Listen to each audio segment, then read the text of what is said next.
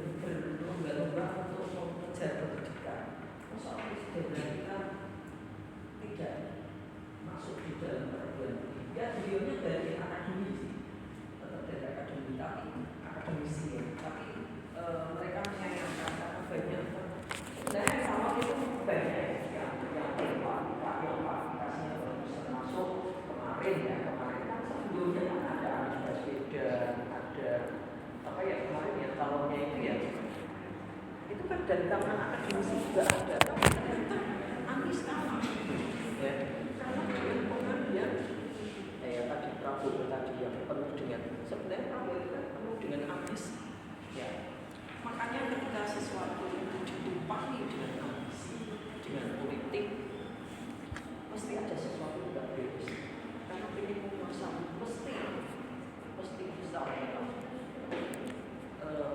ya memang tetap harus punya visi, harus punya ambisi, harus punya motivasi, bukan ambisi.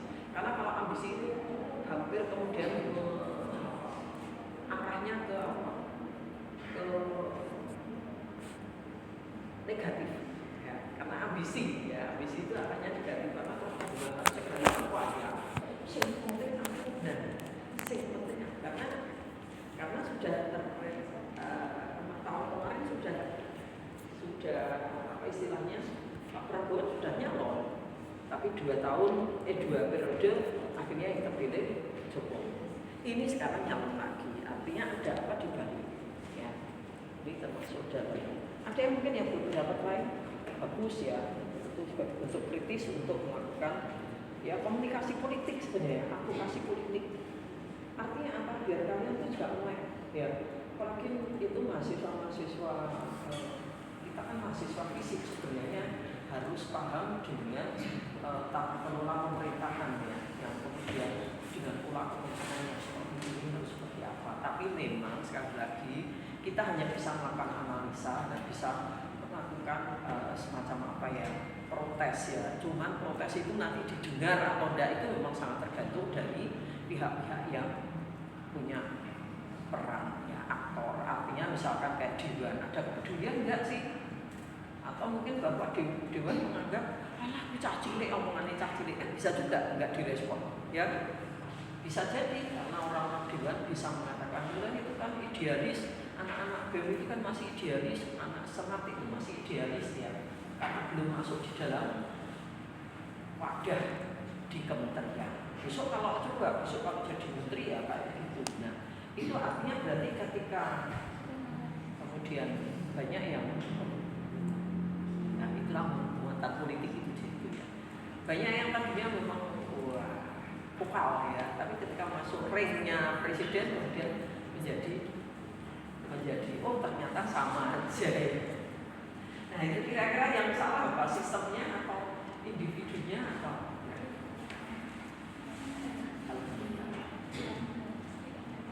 sistemnya berubah.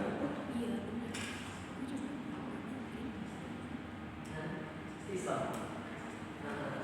Kira-kira harus seperti apa misalnya? Bisa salahnya orang yang mencalonkan atau salahnya orang yang dicalonkan.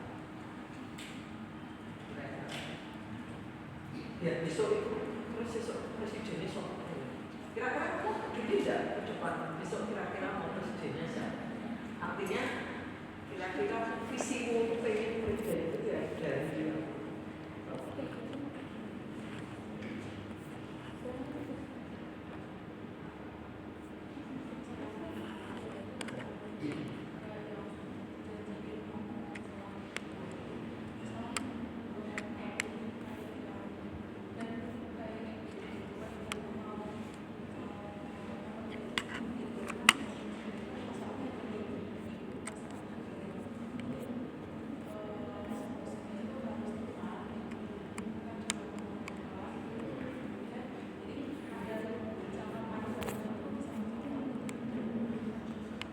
Kira-kira kita tunjukkan mungkin. Jadi mestinya ada kriteria kita pendidikan. Ya. Jadi pasangan itu boleh sebenarnya diusung dari partai. Kalau partai ya harus ya, karena mau demokrasi itu harus ada dari partai. Cuma partai itu misalnya kemudian punya orang-orang yang punya ya mungkin katakan uang ya, karena mainnya memang karena semua nyalon itu mesti harus pakai uang. Nggak ada yang nggak pakai uang, karena kalau nggak pakai uang juga nggak mungkin bisa kampanye. Kampanye hanya ngomong-ngomong tanpa visi misi yang disupport oleh anggaran. Cuman bagaimana tidak kemudian politik itu, tapi secara pendidikan itu mestinya harus dimasukkan. Profesor juga banyak. Ya, itu kemarin kan yang hanya calon yang berpendidikan kan kemarin. Kalau kemarin si satu itu yang Jawa Tengah, Purworejo itu semua. Gubernur Jawa Tengah kemarin. Mantan gubernur.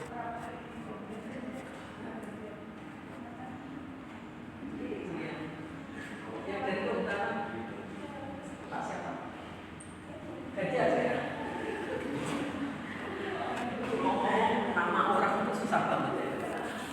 Pak Ganjar kan juga dari kehutanan. Artinya dari kalangan minimal perguruan tinggi. Kalau sekarang sih sudah banyak ya kayak Pak Indra itu sudah doktor, Bu Anu ya. Kalau Bu ini MM kayak ini. Bu ini sekarang Fakultas Semarang itu MM atau dokter ya, kayaknya belum. MM. Udah S3 belum ya. Tapi minimal itulah, itu minimal menjadi support ya, menjadi support dia paham kajian di lapangan dengan teori minimal. Jadi kepaduan itulah yang nanti akan menghasilkan hal yang baik. Ya. Oke, saya kira dia sudah langsung ke pengendalian. Ini nanti juga ya yang jawab ya, dan ditambahkan di sini. Ini kayaknya sudah nggak ada lagi ya. Yang izin ini hanya Mbak Vero nanti yang izin.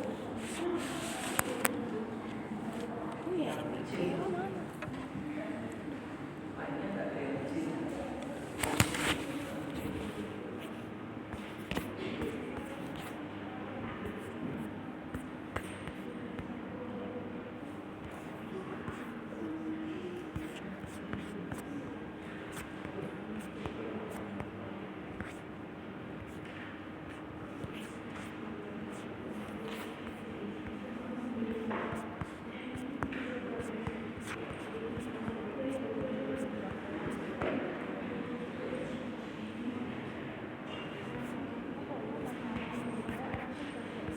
Ada yang di titik ya, Putri Hotma ini yang izin tadi. Putri Hotma, kayak alat juga nggak ada yang di sini. Noren nggak ada. Ada yang merasa dimintai jil, teman-teman yang nggak adil. Ya, kalau nggak ada ya udah pulang daripada itu absen satu-satu ya. Ini karena hari libur ini besok jadi mereka manfaatkan. Kadang itu dulu juga seperti itu soalnya. Kalau mepet hari libur itu ya bolos ya kan ada 25% bisa. Oke, saya kira langsung aja ke penyaji kelompok 11 ya.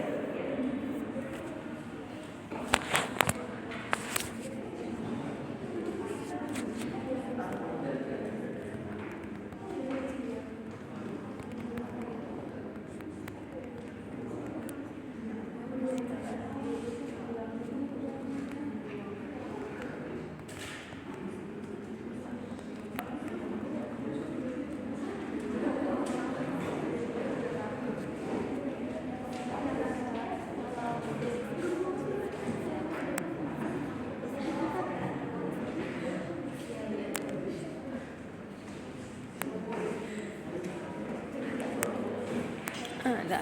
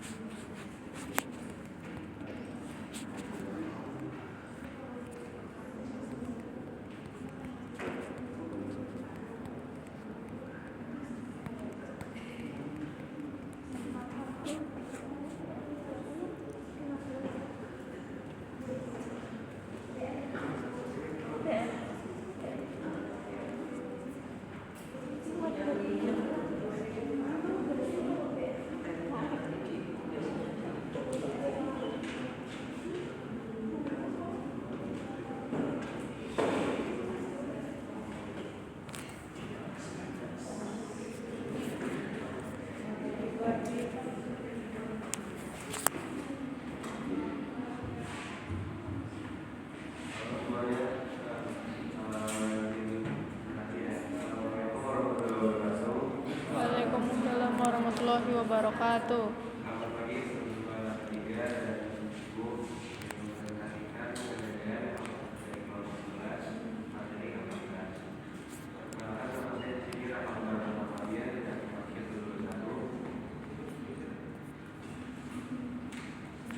Saya tuh Valentani dengan imaksir 244. Saya Najwa Alifa dengan imaksir 246. Saya coba dengan imaksir 237.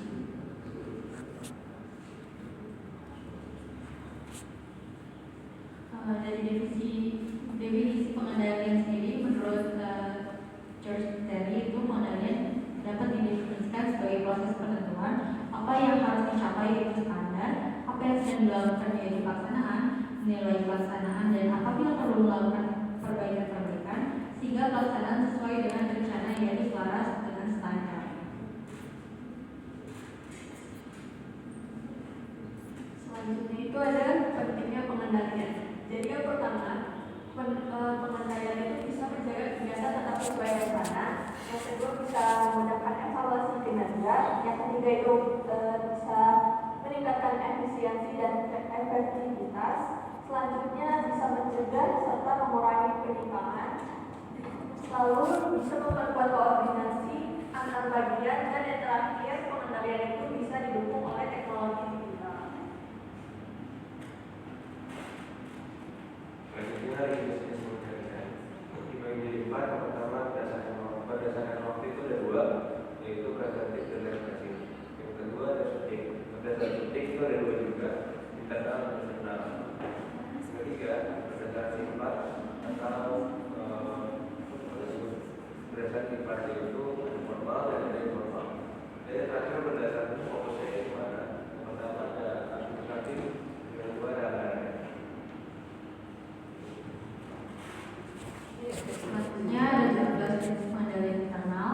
Dari 17 jenis ini sendiri Tulisannya tidak langsung berat. Itu sebenarnya bisa faktor-faktor lain bisa gitu.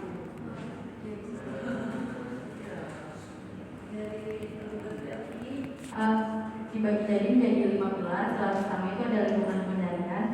Dalam pilar pertama itu menekankan prinsip terkait kayak nilai etika dalam organisasi. Integritas menjadi dasar utama agar seluruh anggota organisasi dapat bekerja dengan jujur, disiplin, dan profesional.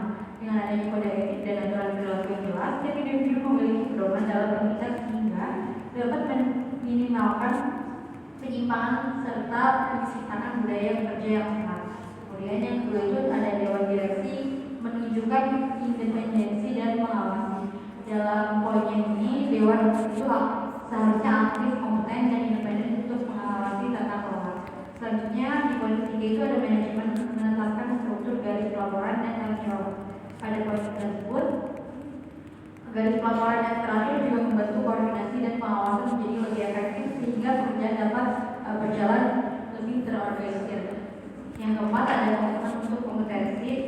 Dalam poin tersebut, hal ini dapat dilakukan melalui proses pelatihan, pengembangan keterampilan, dan juga evaluasi secara berkala. Dengan SDM yang kompeten, pekerjaan dapat dilaksanakan secara lebih efektif dan profesional. Kemudian pada poin terakhir yang ada di pilar 1 yaitu menegakkan akuntabilitas. Pada poin ini, organisasi perlu menerapkan sistem penilaian yang jelas, memberikan penghargaan bagi yang berprestasi, serta sanksi bagi yang melanggar aturan. Dengan begitu, disiplin dan kualitas kerja dapat tertingkat. Kemudian ada pilar 2 yaitu penilaian risiko. Dalam poin ke-6, menentukan tujuan yang sesuai. Dalam modal internal ini, tujuan yang baik akan menjadi pedoman dalam menjalankan kegiatan organisasi sekaligus memudahkan proses evaluasi terhadap hasil yang dicapai. Pada poin 7 ada mengidentifikasi dan menganalisis risiko. Pada poin tersebut, organisasi perlu mengidentifikasi dan menganalisis berbagai risiko, baik berasal dari internal maupun eksternal, sehingga dapat menentukan langkah pengendalian yang tepat. Pada poin 8, menilai risiko penipuan atau fraud. Pada poin ini, penilaian terhadap potensi penting dilakukan agar organisasi dapat mencegah kerugian baik secara finansial maupun reputasi. Dengan pengawasan yang baik, peluang terjadi curangan dapat diminimalkan. Selanjutnya, poin terakhir adalah mengidentifikasi dan menganalisis perubahan yang signifikan. Pada poin tersebut, organisasi perlu mampu untuk menyesuaikan sistem pengendalian dengan perubahan yang terjadi agar tetap relevan dan efektif. Kemudian pada pilar 3 ada aktivitas pengendalian. Pada poin ke-10 ada memilih dan mengembangkan aktivitas pengendalian. Pada poin 10 ini contohnya seperti pemisahan tugas, pemberian otorisasi, dan pengawasan terhadap proses kerja. Aktivitas ini bertujuan untuk mengurangi kesalahan dan penyimpangan. Kemudian pada poin ke-11 itu ada memilih dan mengembangkan kontrol teknologi. Di sini ditetapkan bahwa pastikan kontrol seperti keamanan akses, backup, dan juga perubahan sistem. Kemudian pada poin ke-12 menyebarkan melalui kebijakan dan prosedur. Pada poin tersebut, dengan adanya prosedur yang terstruktur, individu dapat memahami tata cara kerja yang benar sehingga pelaksanaan kegiatan menjadi lebih tertib dan konsisten. Selanjutnya pada pilar keempat yaitu pilar informasi dan komunikasi di poin ke-13 ini ada menggunakan informasi yang relevan. Informasi yang berkualitas akan membantu organisasi memahami kondisi yang dihadapi dan menentukan langkah yang tepat. Kemudian pada poin ke-14 ada berkomunikasi secara internal, yaitu diterapkan bahwa pada poin ini penyampaian informasi yang jelas membantu setiap anggota memahami tugas, kebijakan, dan juga berlaku sehingga dapat mengurangi kesalahan dalam pelaksanaan kerja atau miskomunikasi juga. Kemudian di poin ke-15 yaitu berkomunikasi secara eksternal. Komunikasi eksternal yang baik dapat meningkatkan kepercayaan publik serta menjaga citra positif organisasi. Pada poin ini bisa diterapkan dengan menyampaikan informasi penting kepada pihak eksternal secara tepat dan tidak terburu-buru. Kemudian ada pilar kelima yaitu aktivitas pemantauan. Ada poin ke-16 ada melakukan evaluasi berkelanjutan atau berpisah. Pada poin ini evaluasi ini membantu organisasi menemukan kelemahan serta melakukan perbaikan agar pengendalian dapat terus ditingkatkan. Selanjutnya pada poin 17 atau poin terakhir itu mengevaluasi dan mengomunikasikan kekurangan. Jika ditemukan kelemahan dalam sistem pengendalian internal atau eksternal tadi, maka hal tersebut perlu segera dievaluasi dan dikomunikasikan kepada dinas yang berwenang, tujuannya agar masalah dapat segera diperbaiki dan tidak menimbulkan dampak yang lebih besar bagi organisasi ke depannya. Selanjutnya ada proses pengendalian. Jadi di dalam pengendalian itu ada tahapan. Pertama itu ada pertama standar kinerja. Terus yang kedua itu harus melakukan pengumpulan kinerja aktual. Lalu tahapan selanjutnya ada memverifikasi kinerja dan kinerja aktual. Lalu tahapan terakhir itu pengambilan kebijakan politik atau evaluasi dari kinerja tersebut. Nah, sekian presentasi dari saudara kami. Terima kasih. Terima kasih Bapak.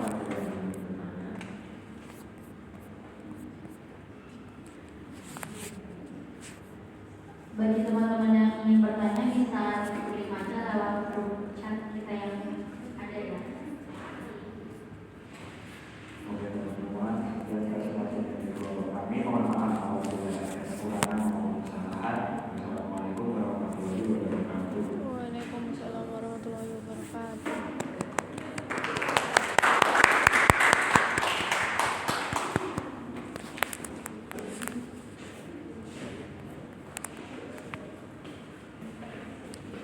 Apa ini?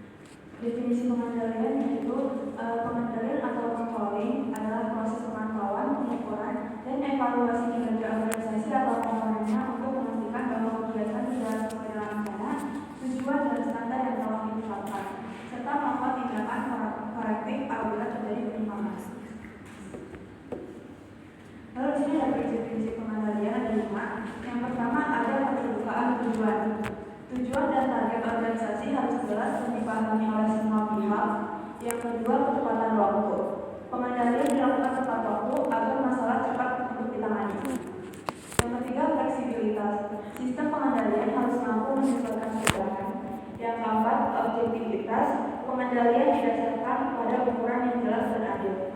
Yang terakhir, komprehensif. Pengendalian mencakup seluruh aspek pada organisasi. Nah, kenapa sih? Yang pertama, pengendalian itu bisa untuk menjaga kegiatan tetap sesuai rencana.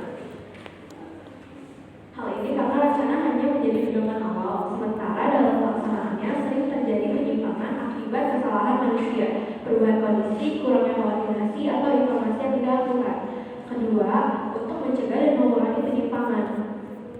Melalui proses pengendalian, penyimpangan dapat dideteksi sejak dini dengan cara memantau atau mengevaluasi pelaksanaan kegiatan secara berkala. Dengan adanya pengawasan ini, organisasi tidak perlu menunggu sampai masalah menjadi besar, tetapi bisa segera mengambil tindakan koreksi saat penyimpangan masih kecil.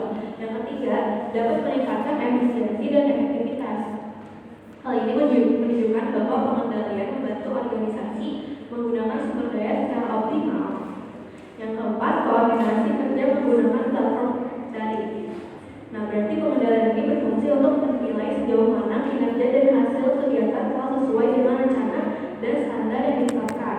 Dan yang terakhir, koordinasi kerja menggunakan platform.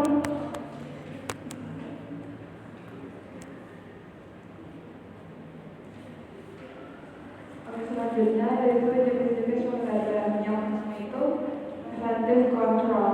Jenis pengendalian internal yang pertama dirancang untuk mencegah terjadinya kesalahan, penipuan, atau ketidakpatuhan sebelum masalah muncul. Yang kedua, concurrent control. Jenis pengendalian yang dilakukan secara real time atau saat proses sedang berlangsung. Yang ketiga yaitu feedback control. Mekanisme kontrol yang menggunakan informasi dari hasil pengukuran untuk memanipulasi variabel input guna mencapai hasil yang diinginkan. Yang keempat ada output control.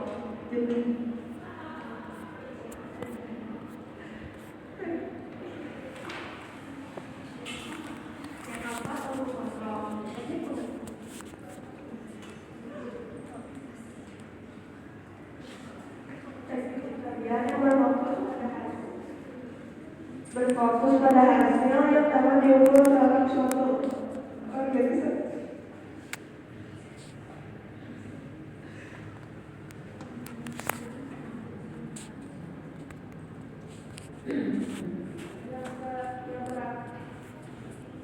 Yang terakhir yaitu proses kontrol, teknik yang digunakan untuk memantau dan mengendalikan parameter proses untuk mencapai output yang diinginkan atau yang ditetapkan. Oke, selanjutnya di sini ada proses pengendalian. Yang pertama itu penetapan standar. Proses menentukan ukuran kinerja atau parameter yang harus dicapai untuk memastikan bahwa aktivitas organisasi berjalan sesuai dengan rencana dan tujuan yang telah ditetapkan. Yang kedua yaitu pengukuran kinerja, yaitu proses evaluasi yang digunakan untuk menilai sejauh mana hasil yang dicapai organisasi sesuai dengan standar dan tujuan yang telah ditetapkan. Lalu yang ketiga ada identifikasi penyimpangan, yaitu proses mendeteksi dan mengidentifikasi perbedaan antara hasil yang dicapai dengan standar atau target yang telah ditetapkan. Yang keempat ada tindakan korektif, langkah-langkah yang diambil untuk mengatasi penyimpangan atau masalah yang telah diidentifikasi dalam sistem pengendalian.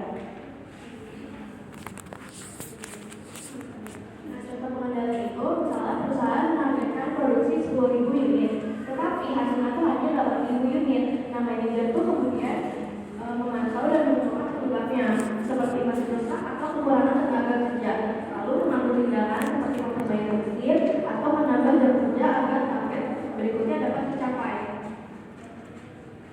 Nah, kesimpulannya, pengendalian merupakan fungsi penting dalam manajemen yang bertujuan memastikan seluruh kegiatan organisasi berjalan sesuai rencana dan standar yang telah ditetapkan melalui proses pemantauan, pengukuran, dan evaluasi kinerja. Dengan adanya controlling, manajer dapat mengetahui penyimpangan yang terjadi serta segera mengambil tindakan korektif agar tujuan organisasi tetap tercapai secara efektif dan efisien. Selain itu, pengendalian memiliki prinsip seperti kejalan tujuan, ketepatan waktu, fleksibilitas, objektivitas, dan dorongan secara menurut, serta berlangsung secara berkelanjutan melalui tahapan penetapan standar, pengukuran kinerja, perbandingan hasil dan tindakan perbaikan, sehingga mampu menjaga kestabilan dan meningkatkan kinerja organisasi dalam menghadapi perubahan. Sekian presentasi dari kami. Terima kasih sebelumnya. Apakah ada yang ingin bertanya? Kita buka pertanyaan aja. Bikin pasti ya guys di grupnya. Terima kasih. Assalamualaikum warahmatullahi wabarakatuh. Waalaikumsalam warahmatullahi wabarakatuh.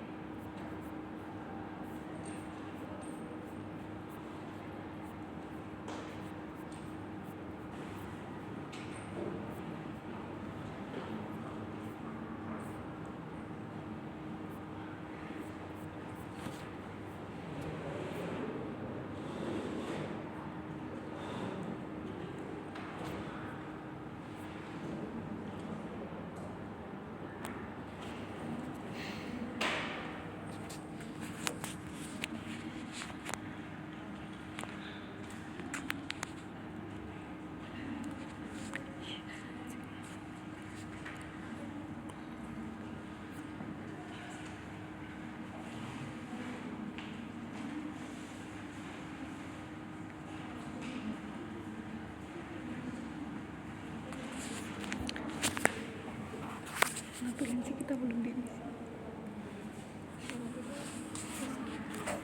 Baru ingat.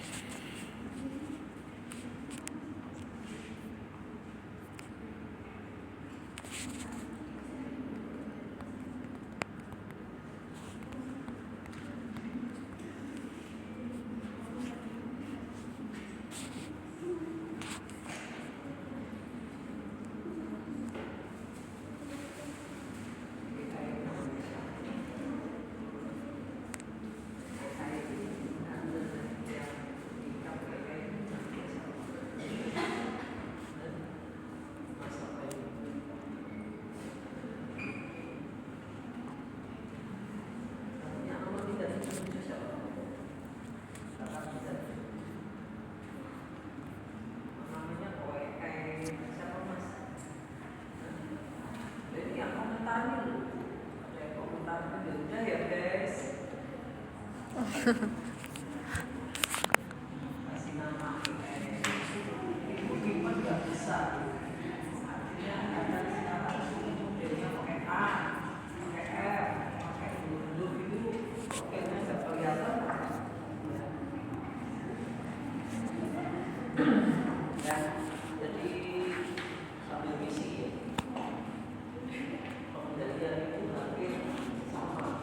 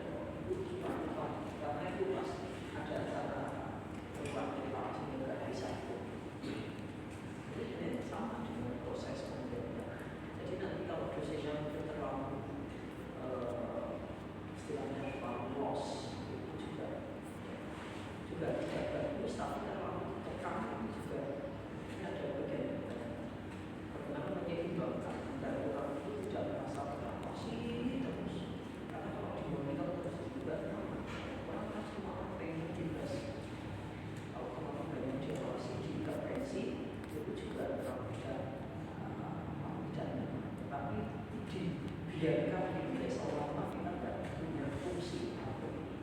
Contohnya misalkan kalian mau belajar di mall, terus semua kalian tidak ada tugas, artinya tidak digeluti pramuniaga.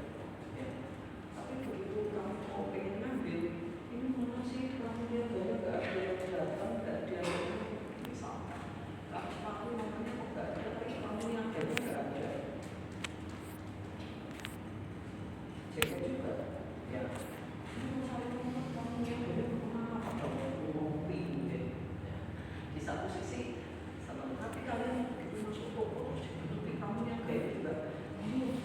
Ada yang juga ya, itu sampai gitu. Kalau begitu masuk toko, begitu masuk mall, misalkan masuk dalam kita juga agak nyaman. Baru mau lihat sudah diawasi. Nah, itu kita juga agak nyaman. Tapi di sisi lain, ketika dibiarkan, ya tadi mau cari nomor sekian, ngomongnya sama siapa ya? Nggak ada yang diajak ngomong karena nggak ada pramuniaga. Jadi inilah sebenarnya bagaimana yang seimbang, bagaimana yang seimbang. Ketika jadi mestinya kalau misalkan sama ya kayak ibaratkan pramuniaga tadi, mestinya kalau baru mau proses hanya melihat-lihat ya sudah dia mati aja. Tapi begitu dia butuh kita sigap. Ya. Ibaratnya seperti itu. Yang seimbang itu agar yang balance ya tidak terlalu diawasi, tidak terlalu dikesal, tapi juga siap siaga kemudian dimintai. Nah itu bagaimana menyeimbangkan. Kemudian ada juga yang saya tadi ada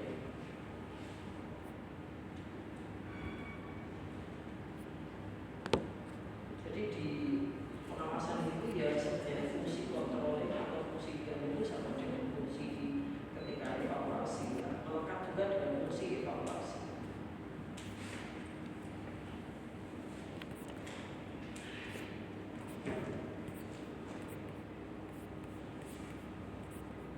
Ini tadi udah bagaimana menurut saya, menurut kalian bagaimana menyeimbangkan. Yang lain nggak ada yang tanya ini. Berapa ini?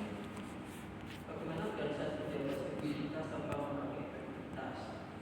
Fleksibel itu kan luas, orang yang luas itu tidak diperlukan siap, tapi tidak diperlukan tindakan.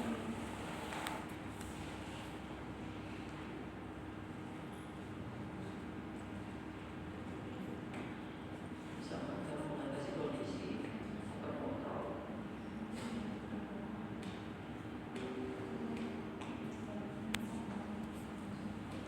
Yang lain sudah dibatasi sudah ya guys, biar aja sebenarnya harganya tidak apa-apa.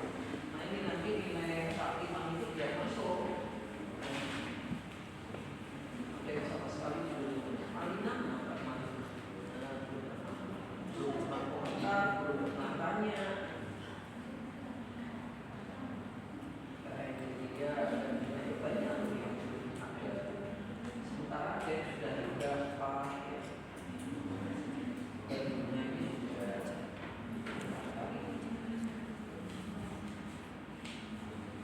rupiahnya juga sudah Rupri, Vero sudah yang lain mungkin nilainya kalau sudah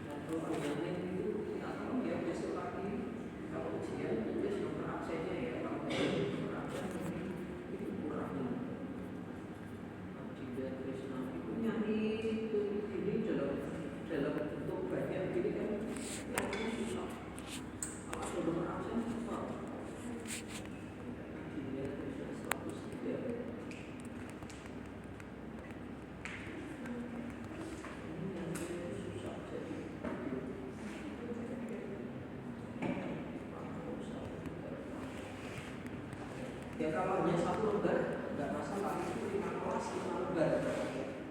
Kalau kalian hanya memberikan name gitu, nomor akhir itu pusing sampai lama-lama. Makanya minta tolong kalau besok dikasih nomor absen. Kalau nggak dikasih nomor absen juga itu kan.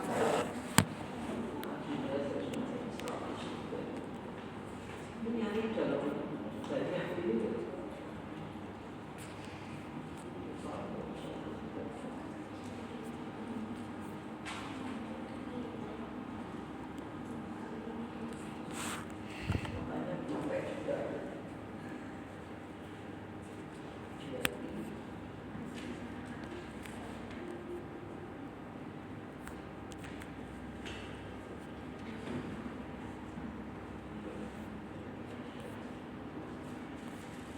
Terus kelompoknya sih teman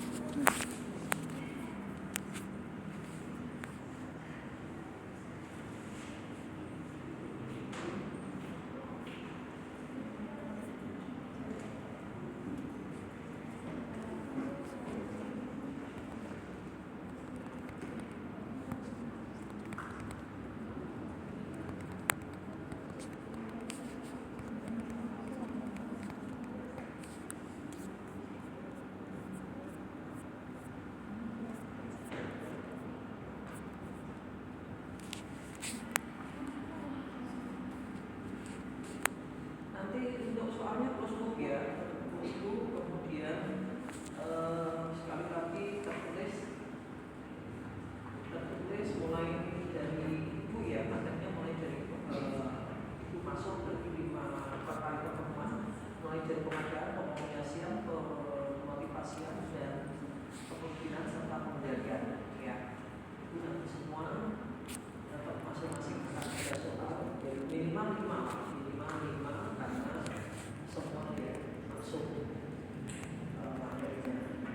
Dan ibu ambilkan dari yang jelas, ibu ambilkan dari pertanyaan-pertanyaan Nanti kamu tuh nggak masuk ya kalau dari ibu main masuk, ya nggak sih? Maksudnya kan ibunya bilang kan kamu presentasimu kan kemarin sama Miss Ega, Bu Masaruh kan bilangnya dari beliau masuk, berarti manajemen publik ini ya apa namanya pertanyaannya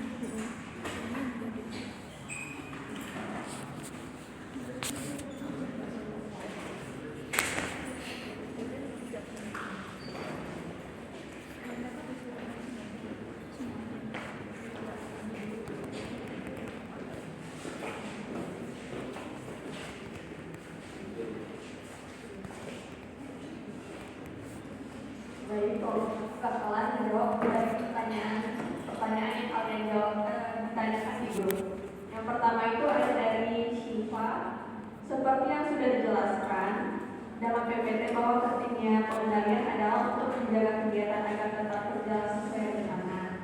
Nah, menurut kalian faktor apa yang biasanya lebih banyak menjadi penyebab kegagalan pengendalian dalam menjaga kegiatan agar tetap sesuai dengan tujuan awal? Apakah karena lemahnya sistem pengawasan atau bagaimana? Menurut kami, pengendalian itu bertujuan menjaga kegiatan agar tetap berjalan sesuai rencana dan tujuan organisasi. Namun, kegagalan pengendalian sering terjadi karena beberapa faktor seperti lemahnya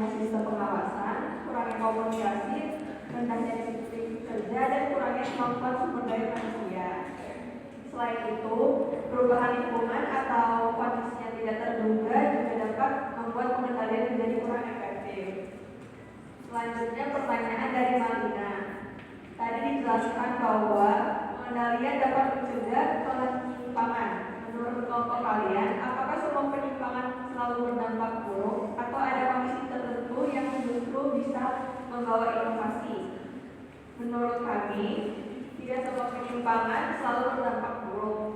Penyimpangan yang merugikan seperti pelanggaran aturan atau penyalahgunaan wewenang tentu terus dicegah karena dapat menghambat tujuan organisasi. Namun ada juga penyimpangan positif yang dapat melahirkan inovasi. Misalnya, seseorang mencoba cara kerja baru yang lebih efektif dibanding prosedur lama. Dalam hal ini, penyimpangan justru dapat membawa perkembangan dan kemajuan organisasi. Oleh sebab itu, organisasi perlu membedakan penyimpangan yang merugikan dan penyimpangan yang bersifat kreatif serta membangun. Oke, selanjutnya pertanyaan dari Aurel dengan pertanyaan dalam definisi pengendalian growth strategy, mengapa proses evaluasi dan perbaikan harus dilakukan secara terus-menerus? Oke, dari sini aku akan jawab bahwa menurut definisi pengendalian adalah proses yang dimulai dari penetapan standar, pengamatan pelaksanaan, penilaian hingga melakukan perbaikan apabila ditemukan ketidaksesuaian. Nah, dari definisi tersebut bisa disimpulkan bahwa perbaikan bukanlah tahapan opsional, tapi juga bagian dari pengendalian. Nah, dengan begitu evaluasi harus berlangsung secara terus-menerus karena adanya hal-hal yang tidak bisa dikontrol seperti adanya penyimpangan yang bisa muncul kapan saja. Pengendalian juga berfungsi untuk mencegah serta mengurangi penyimpangan yang bisa muncul terus-menerus, bisa muncul kapan saja. Pengendalian juga berfungsi sebagai perubahan yang dinamis pada pilar Koso yang disebut pada organisasi harus menganalisis perubahan yang signifikan sehingga sistem pengendalian selalu relevan. Tidak hanya itu, evaluasi juga menghasilkan dasar untuk tindakan yang korektif. Pada dasarnya, pengendalian selalu diakhiri dengan langkah melakukan tindakan perbaikan ketika terjadi deviasi antara rencana dan realisasi. Dengan demikian, evaluasi keberlanjutan merupakan syarat untuk memastikan tentang efisiensi, efektivitas, dan keselarasan kegiatan organisasi agar tetap berjalan dengan sesuai tujuan awalnya. Selanjutnya pertanyaan dari Nana. Dengan pertanyaan, dengan banyaknya program dan kebijakan yang diterapkan yang gagal atau bahkan yang menyimpang dari tujuan awal, pengendalian seperti apa yang cocok diterapkan untuk kondisi tersebut? Oke, jadi ketika banyaknya program atau kebijakan yang mencapai hasil yang diharapkan, yang tidak diharapkan atau menyimpang dari tujuan awal, bentuk pengendalian yang paling tepat adalah pengendalian preventif. Itu pengendalian ini berfungsi untuk mencegah kesalahan sejak tahap awal perencanaan. Manajemen seharusnya perlu lebih proaktif meningkatkan tindakan preventif dengan menetapkan standar kinerja yang realistis serta membangun jalur komunikasi yang transparan agar potensi penyimpangan dapat terdeteksi sedini mungkin. Pendekatan ini juga penting karena sebagian besar kegagalan kebijakan biasanya berakar dari perencanaan yang tidak matang atau indikator kinerjanya juga lemah. Selain itu, pengendalian internal berbasis kerangka Koso 2013 yang sudah disebutkan tadi sangat relevan untuk diterapkan dalam kondisi banyaknya program yang gagal.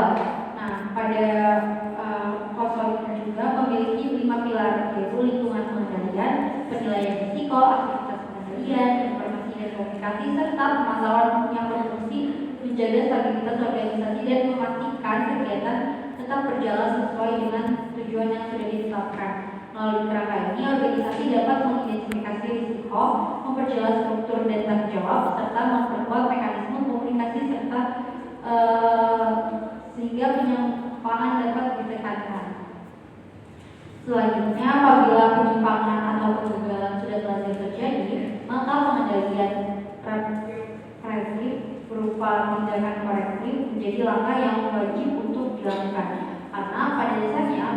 setiap kelemahan harus segera ditindaklanjuti dengan perbaikan nyata sehingga masalah tidak hanya menjadi catatan evaluasi tapi benar-benar diperbaiki secara sistematis. Tindakan koreksi ini dapat berupa evaluasi ulang SOP, pelatihan pegawai, perubahan strategi, atau penguatan mekanisme pengawasan.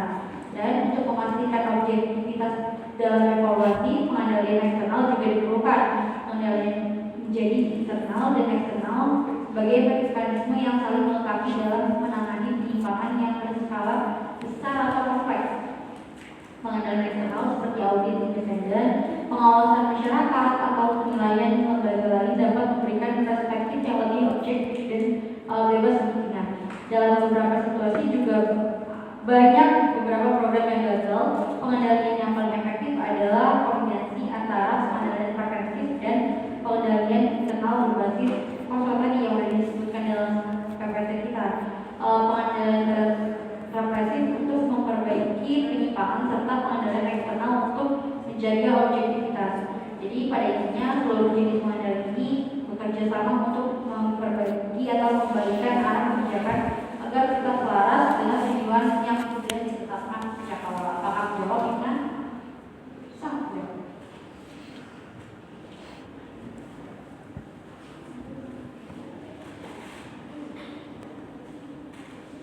Selanjutnya saya akan menjawab pertanyaan dari Maikaila Termasyono. Jadi pertanyaan itu dalam praktiknya mengapa masyarakat terjadi penyimpangan dan korupsi meskipun sistem pengendalian internal sudah diterapkan. Nah, walaupun sistem pengendalian ini sudah diterapkan di suatu organisasi, penyimpangan dan korupsi masih sering terjadi karena keberhasilan pengendalian tidak tergantung pada sistem, tetapi pada integritas individu yang menjalankannya. Dalam praktiknya masih ada oknum yang memanfaatkan celah dalam sistem untuk kepentingan pribadi. Selain itu, pengawasan yang lemah dan kurang konsisten membuat tindakan penyimpangan sulit terdeteksi sejak awal. Korupsi juga dapat terjadi karena adanya korupsi atau Duitku habis ya Allah. prosedur pengendalian dapat dimanipulasi bersama. Faktor lain yang turut mempengaruhi adalah budaya organisasi yang kurang baik, misalnya ada toleransi terhadap pelanggaran kecil serta penerapan sistem pengendalian yang hanya bersifat formalitas dan belum dijalankan secara efektif. Oleh karena itu, agar pengendalian terhadap berjalan optimal diperlukan pengawasan yang kuat, transparansi, pengendalian sanksi yang tegas serta integritas dari seluruh anggota organisasi.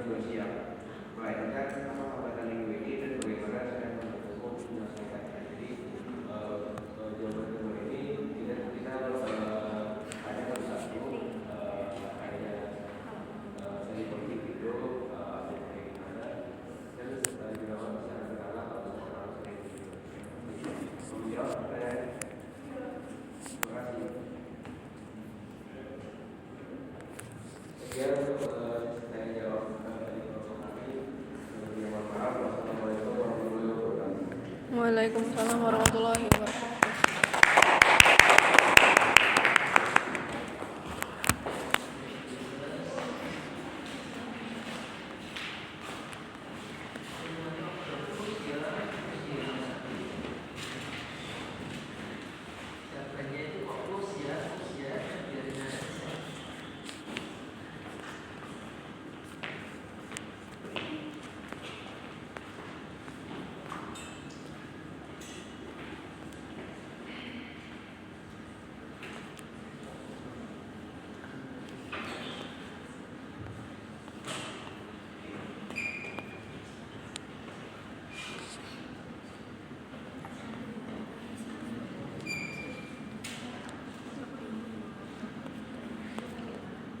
Oke, semuanya kami akan menjawab pertanyaan-pertanyaan yang udah kalian tanyakan. Pertama, dari 5, bagaimana cara membedakan penyimpangan yang terjadi karena kesalahan diskursus dengan penyimpangan akibat kelalaian individu. Nah, jawabannya itu, penyimpangan kelalaian individu terjadi karena adanya kelemahan pada prosedurnya, aturannya, sarana, atau mekanisme organisasinya. Biasanya itu penyimpangan terjadi berulang dan dialami oleh banyak orang. Terus, sedangkan kelalaian dari individu itu karena kurangnya perhatian, disiplin, atau tanggung jawab seseorang. Meskipun sistemnya itu sebenarnya udah berjalan dengan baik, biasanya itu kasusnya bersifat personal dan tidak dialami oleh orang lain. Terus yang kedua, itu dari fakta statistik.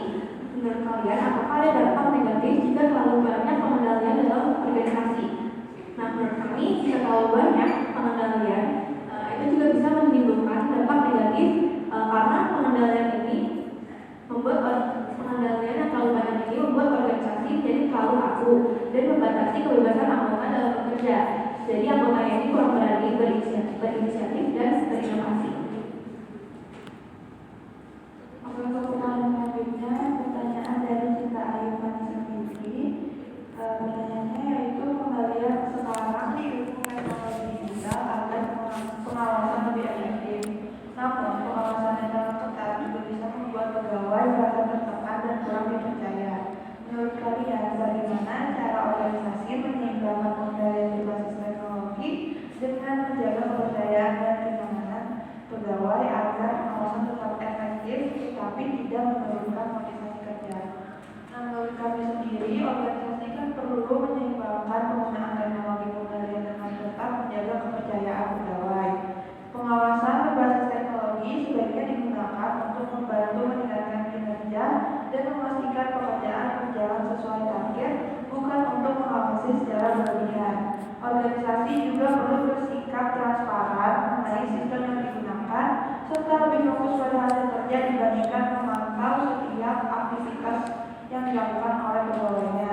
Selain itu, memberikan ruang fleksibilitas dan melibatkan pegawai dalam kebijakan pengawasan dapat membuat mereka juga merasa dihargai dan tetap nyaman bekerja.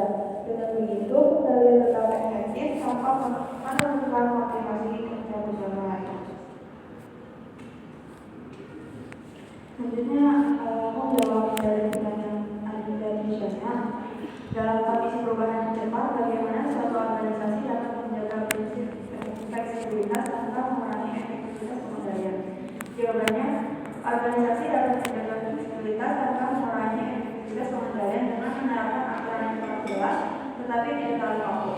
Jadi setiap divisi diberi ruang menyesuaikan keputusan sesuai kondisi, namun tetap mengikuti tujuan dan standar organisasi. Selain itu, komunikasi, koordinasi, dan pemanfaatan teknologi juga membantu pengawasan tetap efektif meskipun terjadi perubahan cepat. Yang kedua, aku jawab pertanyaan dari Alfi Salma.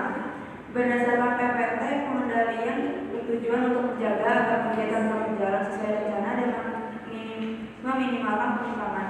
Namun dalam praktiknya seringkali terdapat pengendalian yang berlebihan atau over control, terutama dari pihak-pihak yang memiliki kepentingan tertentu. Menurut kalian, bagaimana cara mengatasi kondisi tersebut agar pengendalian tetap berjalan efektif tanpa menimbulkan tekanan, ketidaknyamanan, atau menghambat jalannya kegiatan? Menurut kami, pengendalian yang berlebihan dapat diatasi dengan menerapkan pengawasan yang proporsional dan sesuai kebutuhan organisasi. Pengendalian sebaiknya fokus pada pencapaian tujuan, bukan terlalu membatasi Selain itu perlu adanya juga komunikasi yang baik antara pimpinan dan anggota agar pengawasan dipahami sebagai bentuk evaluasi, bukan tekanan. Organisasi juga dapat memberikan kepercayaan dan ruang bagi anggota untuk bekerja secara mandiri, namun tetap disertai aturan dan evaluasi yang jelas, sehingga kegiatan tetap berjalan efektif tanpa menghambat kenyamanan maupun produktivitas.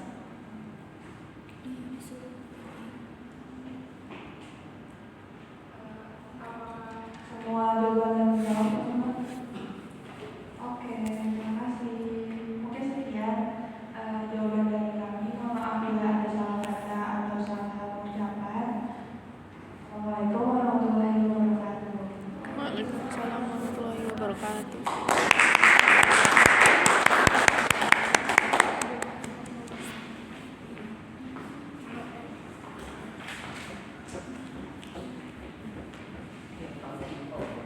Bagaimana cara kita tidak terlalu banyak tinggal pas kontak. Bahasa Jawa ya losdol gitu ya. Kalau nggak ada pengendalian itu semuanya losdol karena secara berarti manusia semuanya itu pengen tidak diawasi, ya. Semuanya pengen berada di luar pengawasan orang lain, ya. Pengawasan dari pribadi saja seringkali dilupakan, ya. Apalagi kalau tidak ada pengawasan, ya semua tidak akan berjalan dengan sesuai real, sesuai hal yang diharapkan. Karena semua yakin semua orang hidup itu punya tujuan, tidak ada yang tidak punya tujuan. Ada juga tujuan yang menurut dia bagus, tapi menurut orang lain tidak bagus. Contohnya misalkan mencuri, dia hidup itu tujuannya memang untuk mencuri, ya. Dimana-mana belajar ilmu tentang pencurian, tapi punya cara hidup, punya tujuan hidup juga, meskipun itu cara yang tidak benar. Mencuri itu akhirnya ya mencari-cari orang mencuri itu tidak ada yang kemudian tidak punya ilmu. Mencuri nggak punya ilmu dia ditangkap kemana-mana, ditangkap ya. Ini sekarang maka di mana-mana hanya mencuri hal-hal yang ringan, yang kecil, ya. Artinya apa? Pencurian yang kecil-kecil aja sekarang dilakukan. Hanya mengambil gas, ya. Dengan risikonya nanti gasnya dipupuk ke jenis nggak mikir, ya. Itu jadi ini karena saking mainnya pemerintahan. Jadi kebetulan kalian gede kok dipimpin pemerintahan yang tidak benar. Sehingga ini menjadi presiden buruk bagi kalian, ya. Semoga ke depan 5 tahun ke depan kalian lulus itu ada istilahnya ada pencerahan, ya, ada jalan yang bagus. Ini sebenarnya bukan kontrol juga, ya, karena sekali lagi ya tadi pemimpin yang ambisi, ya, pemimpin yang ambisi itu artinya menghalalkan semua cara, ya, cara apapun lakukan, yang penting dia tercapai cita-citanya menjadi presiden. Saya yakin semuanya karena ada motif di balik itu, ya. Jadi sekali lagi kalau pilih orang, ya, memang kalian itu nggak pilih dari suaranya, itu juga pilih tapi tanpa kalah, ya. Tetap pilih tapi kalah, ya. Karena kalau nggak pilih berarti kita membiarkan negara ini tidak ada yang mengendalikan. Nah, itu. Kalau tidak ada yang mengendalikan negara itu juga tidak akan di postur tadi. Semua harus tetap berkaitan dengan anggaran, ya. Karena anggaran itu orang akan menggunakan sesuka-sukanya kalau memang tidak ada pengawasan ataupun tidak ada pengendalian yang begini. Kalian aja coba kalau dikasih uang banyak itu ya nanti macam-macam keinginannya sama, ya. Sama dengan institusi tidak ada rambu-rambu. Oh, mana yang boleh diambil, mana yang boleh dicairkan, mana yang tidak boleh, tidak ada standarnya, tidak ada aturannya, maka ya semua akan berjalan tidak sesuai harapan. Ya, saya kira sekali lagi terima kasih atas partisipasi kerjasamanya. Sudah semua ya sudah masuk, kita tinggal di akhir di ujian. Sudah ada jadwal? Sudah. Sudah, ya. Nanti ada, ya. Ada berapa? 3. Apa tadi ya? Iya. 3. Ujian itu apa? Iya. Berapa sih? Iya 3. Ya, nanti tak sobek dulu soal ya. Ya oke. Saya kira itu yang bisa disampaikan. Sekali lagi